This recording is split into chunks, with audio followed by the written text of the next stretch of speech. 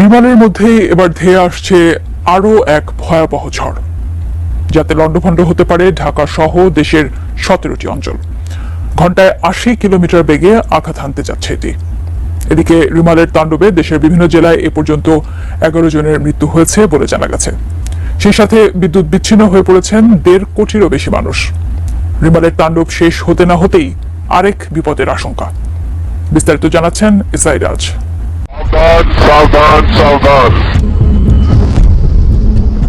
ঢাকা সহ দেশের 17 অঞ্চলের উপর দিয়ে ঘন্টায় 60 থেকে 80 কিলোমিটার বেগে বজ্র বৃষ্টি সহ ঝড়ের আভাস দিয়েছে আবহাওয়া অধিদপ্তর।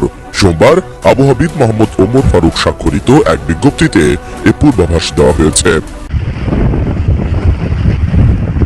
বিজ্ঞপ্তিতে বলা হয়েছে, রাত 1টার মধ্যে রংপুর, রাজশাহী, পাবনা, টাঙ্গাইল, ময়মনসিংহ, ঢাকা, ফরিদপুর, কুষ্টিয়া, যশোর, খুলনা, বরিশাল, পটুয়াখালী, কুমিল্লা, নোয়াখালী, চট্টগ্রাম, কক্সবাজার এবং সিলেট অঞ্চলের উপর দিয়ে দক্ষিণ পূর্ব ও পূর্ব দিক থেকে ঘন্টায় 60 থেকে 80 কিলোমিটার বেগে বৃষ্টি অথবা বজ্র বৃষ্টি সহ অস্থায়ীভাবে ঝোড়ো হাওয়া বয়ে যেতে পারে। পাশাপাশি এসব এলাকার নদীবন্দরগুলোকে 2 নম্বর নৌ হুঁশিয়ারি সংকেত দেখাতে বলা হয়েছে। এর আগে আবহাওয়াবিদ মোহাম্মদ বজলুর রশিদের সই করা বিজ্ঞপ্তিতে বলা হয়, সারা দেশের উপর দিয়ে পূর্ব বা দক্ষিণ পূর্ব দিক থেকে ঘন্টায় 60 থেকে 80 কিলোমিটার বেগে বৃষ্টি অথবা বজ্র বৃষ্টি সহ অস্থায়ীভাবে ঝোড়ো হাওয়া বয়ে যেতে পারে। এসব এলাকার নদীবন্দরগুলোকে 2 নম্বর নৌ হুঁশিয়ারি সংকেত দেখাতে বলা হয়েছে।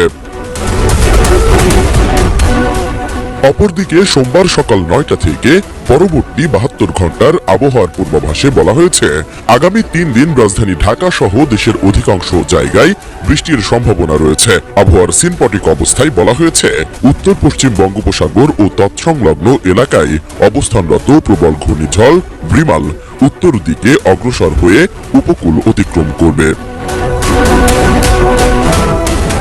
এটি দুর্বল হয়ে বর্তমানে যশোর ও তৎসংলগ্ন এলাকায় স্থল গভীর নিম্নচাপ হিসেবে অবস্থান করছে।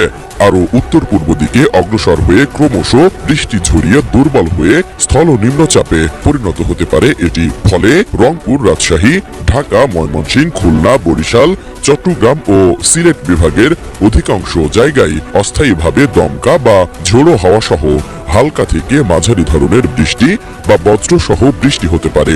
সেই সঙ্গে দেশের কোথাও কোথাও মাঝারি ধরনের ভারী থেকে অতি ভারী বর্ষণ হতে পারে। সেরা পণ্য সবার জন্য। এদিকে ঘূর্ণিঝড় রিমালের প্রভাবে দেশের বিভিন্ন এলাকায় 1,50,00,000 গ্রাহকের বিদ্যুৎ সরবরাহ বন্ধ রয়েছে। ঘূর্ণিঝড় রিমালের তাণ্ডবের সময় ক্ষয়ক্ষতি এড়াতে এসব গ্রাহকের বিদ্যুৎ সরবরাহ বন্ধ রেখেছে পল্লী বিদ্যুৎ সমিতি। ফলে অনেক এলাকা 16 থেকে 20 ঘন্টা যাবৎ বিদ্যুৎবিহীন রয়েছে। ঝড় পুরোপুরি থেমে গেলে বিদ্যুৎ সংযোগ ফিরিয়ে দেওয়ার প্রস্তুতি নিয়ে অপেক্ষায় আছেন পল্লী বিদ্যুতের কর্মীরা।